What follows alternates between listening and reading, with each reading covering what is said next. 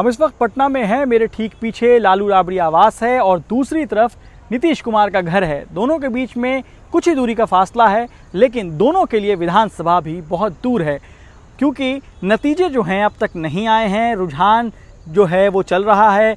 BJP को और NDA को कह सकते हैं बढ़त दिख रही है रुझान में, और आरजेडी जो है वो पिछड़ती हुई दिख रही है। लेकिन इस पूरे चुनाव में ख़ास बात ये है कि कई सारी ऐसी सीटें हैं जहां अब भी फैसले नहीं आए हैं, और फैसले भी इसलिए नहीं आए हैं क्योंकि बहुत ही कांटे की टक्कर है। मैं आपको बताता हूं कि ऐसी कई सारी सीटें हैं जहां पर फासले जो हैं 200 सीटों का या 100 सीटों का भी है। तो आपको बताते हैं कि चुनाव आयोग के आंकड़े के हिसाब से 3 विधानसभा सीटें ऐसी हैं जहां जो 2 पार्टियों के बीच में मार्जिन जो है वो 200 से भी कम का है।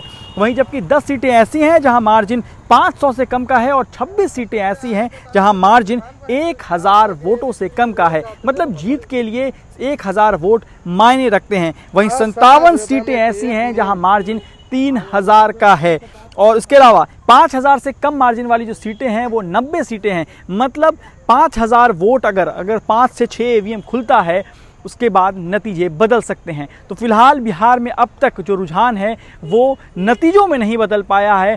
शाम हो चुकी है लेकिन फैसले अब तक नहीं हुए हैं। कौन अगला मुख्यमंत्री होगा ये सामने नहीं आया है।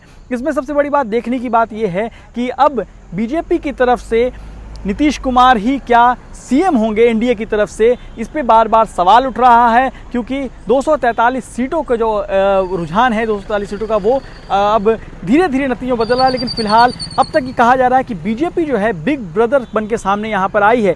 बीजेपी 80 से ज़्यादा सीटों पर आगे है। जो जेडीयू, नीतीश कुमार की जेडीयू जो 2015 के चुनाव में 71 सीटें जीती थी जिसने, वो फिलहाल 40 से भी कम सीटों पर आगे है। और सबसे अगर कहें इसमें फ़ायदा जो अगर चुनाव में कहा जाए तो वो बीजेपी को होता हुआ दिख रहा है। वहीं आरजेडी जो 2015 में 80 सीटों पे बिग ब्रदर बनी थी, 80 सीटें जीतकर, वो फिलहाल 70 सीटों से भी के अंदर है। और इसमें जो विकासशील इंसान वीआईपी पार्टी, मुकेश सहनी की पार्टी है, उनको फ़ायदा होते हुए दिख रहा है। वो करीब 4 सीटों पर अभी आगे हैं। तो कुल मिलाकर जो लेफ्ट पार्टियां हैं उनको भी फ़ायदा दिख रहा है, क्योंकि पिछले चुनाव में उनको 3 सीटें या 4 सीटें मिली थी, लेकिन इस चुनाव में वो करीब 7 से 8 सीटों पर आगे हैं, और कुछ सीटों पर तो नतीजे भी आ गए हैं। तो ऐसे में कुल मिलाकर अगर घाटे की बात करें तो जेडीयू को सबसे बड़ा घाटा होता हुआ दिख रहा है। सबसे बड़ा फ़ायदा अगर किसी को है तो वो बीजेपी को है, और आरजेडी अब भी पशमपेश में है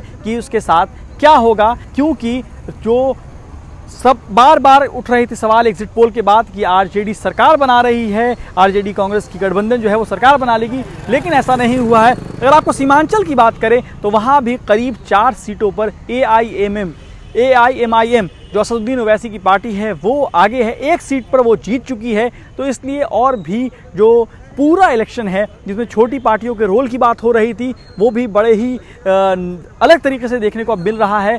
बीएसपी भी 1 सीट पर आगे जीत के करीब है। तो कुल मिलाकर जो छोटी पार्टियां हैं उनका जो खेल है, उन्होंने बड़े बड़े का खेल बिगाड़ दिया है। तो बाकी आप भी जुड़े रहिए क्विंट हिंदी के साथ और द क्विंट के साथ, ताकि हम आपको इलेक्शन के पूरे नतीजे और एनालिसिस सब कुछ बताते रहें। मैं शादाब मोइज़ी, क्विंट के लिए पटना से।